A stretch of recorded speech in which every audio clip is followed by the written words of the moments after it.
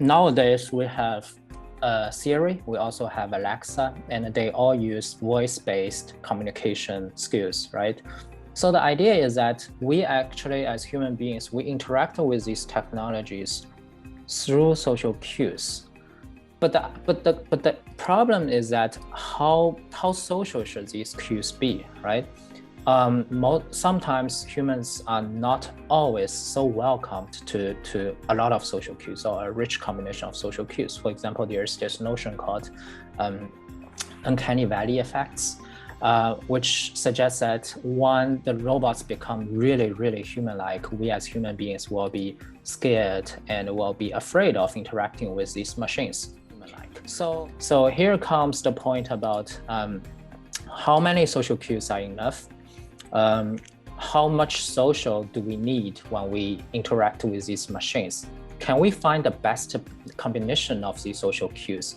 And if we want to find the best combination of social cues, can we know the single quality of each social cue, and then how can we best design them into these technologies?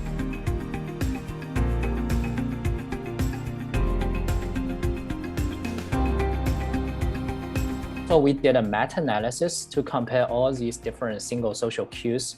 And we found that movement, as you may imagine, probably has the largest effect size compared to other social cues like appearances, voices, sounds, eye gaze, things like that. And a lot of time people will think voice and facial expressions and appearances, they are very important, but our meta-analysis shows that actually voice may not be as important as expected or as imagined, probably because there are already so many technologies in the market that use voice-based communication skills, and the people are already somehow used to it and no longer feel that they are something that is special. But movement is something rare, right? Because Alexa doesn't move, Siri doesn't move. But imagine if you have something in your home, let's say an intelligent machine in your home that can move, then that may be something that may let you feel a little bit creepy about, or may feel a little bit scared, right?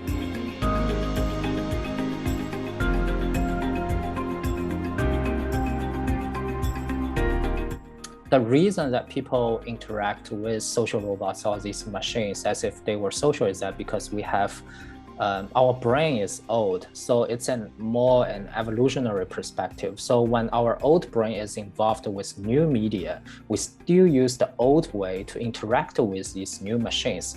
It's not about the media is new, it's about our brain, our way of interaction. Our way for interaction is still based on our interpersonal communication. Because past works, I have been primarily focused on the effects of social robots, mostly from a designer's perspective. For example, we talk about how these social cues can exert effects on our attitudes, on our perception, and our behavior.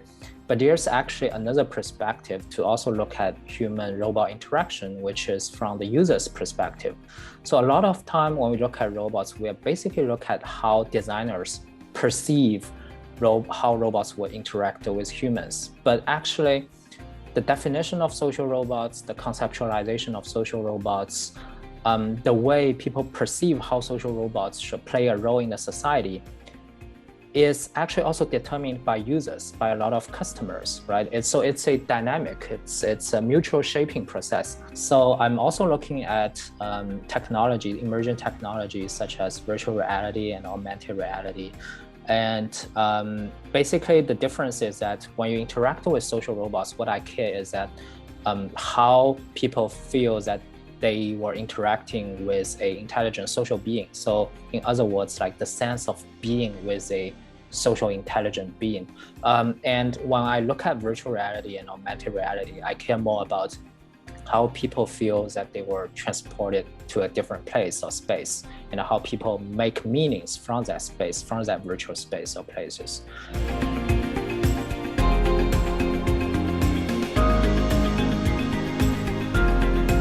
All these technologies will become more and more convergent.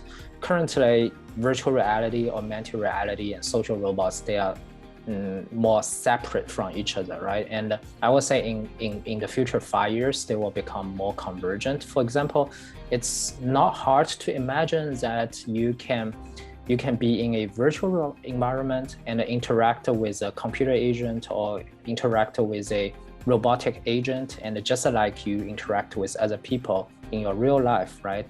And it's also not hard to imagine that in the future, when you use telepresence robot, it can also give you a lot of spatial cues like augmented reality cues or virtual reality cues. And this convergence will make our experience with these emerging technologies more complicated, and it will also require researchers to borrow ideas from VR, AR, and social robots to more closely work with each other and to tackle these questions regarding these convergent technologies.